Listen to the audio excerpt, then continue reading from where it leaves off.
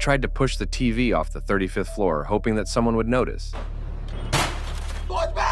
But no one did. A few days ago, I'd planned to surprise my girlfriend with a new home. In my excitement, I made a mistake that would nearly cost me my life. I left the keys in the outside lock. Before I could blink, the door slammed shut. I wasn't worried at first. I pulled out my phone to call for help, but the battery was at 1%. I managed to hit dial, but the screen went black before I could even give the address. I tried the chargers, but the building's power was dead. I went to the balcony and screamed until my throat was raw, but 35 floors up, my voice was just a whisper. I refused to give up. I grabbed whatever tools I could find in the kitchen and hammered at the lock, but the metal wouldn't budge. All I got for my effort was a deep cut on my hand. That night, I ate my only possession, a single packet of biscuits, and fell into a restless sleep on the cold floor. The next morning, the nightmare truly began. No power, no water in the taps. Frustrated and losing my mind, I threw a chair, then a fan, but nothing worked. I was super frustrated at this point. In a moment of pure desperation, I unplugged the heavy TV to the balcony and shoved it off. I watched it fall until it hit the ground with a massive bang, but the watchman didn't even turn his head. I found some old cardboard and some toothpaste. I wrote "help" in thick white letters and launched them like paper planes. Most landed on empty roofs. Just one made it onto someone's terrace. By nightfall, the hunger was an ache I couldn't ignore. When I went to the kitchen, I saw a rat, and I panicked. In an attempt to get out, my head slammed against the wall, and the world went dark.